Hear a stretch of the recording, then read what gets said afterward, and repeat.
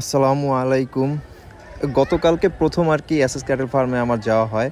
যদিও এই ফার্মে আর কি আমার আগেও যাওয়ার ইচ্ছা ছিল, কিন্তু কিছু মিস ইনফরমেশনের কারণে আমার নিজেরই মনে হয় ভুল ছিল। আমি ভাবছিলাম যে এটা শনির একটা যাত্রাবাড়ি থেকে এটা 35 কিলোর মতো। আমি গুগল ম্যাপে সার্চ করছিলাম, কিন্তু আমি ইদানিং দেখলাম যে এটা 22 কিলো।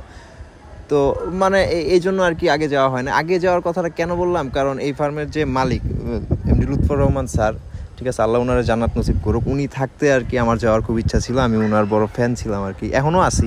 ওনার সাথে ওনার ফার্মে দেখা হয় নাই, কিন্তু বাস্তবে ওনার সাথে আমার দেখা হয়েছিল। 1 মিনিটের মতো কথা হয়েছিল, খুব অল্প কথা হয়েছিল। উনি এত কথাও বলতেন না। আচ্ছা, যাই হোক, স্যারের ব্যাপারে বেশি কথা বলে ফেললে কেউ যদি কোনো ভুল টুল হয়ে থাকে মাফ করে দিয়েন। আচ্ছা, যাই হোক, গরু নিয়ে কথা বলি। ওনার ফার্মে আর কি আমার দেখা পর্যন্ত এত মহিষ আর কি ওনার ফার্মেই আছে।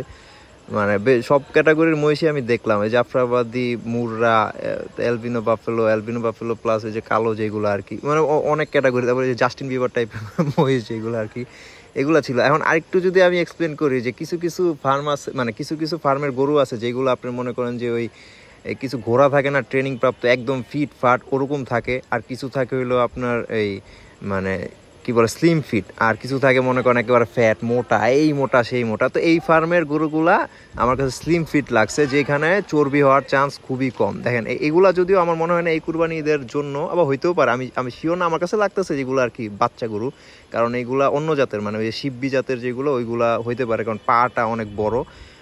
আর এমনি অন্যান্য গরুগুলা যেগুলো দেখছি এগুলা মোটামুটি স্লিম ফিট লাগছে। তো স্লিম ফিটের একটা অ্যাডভান্টেজ হলো যে এটাতে চর্বি কম হবে আর কি। আর আমার মনে হয়, আমি যেহেতু এই ফার্স্ট টাইম গেছি, আমার মনে হয় এই ফার্মে তুলনামূলক গরু কম ছিল আর কি। অনেক জায়গাগুলো খালি দেখছি, আগে মনে হয় আরও অনেক গরু ছিল। যদিও ভিডিও আগে যে এইসব বাসায় বসে বসে ভিডিও দেখতাম, ওইগুলোতে বোঝা যায় না।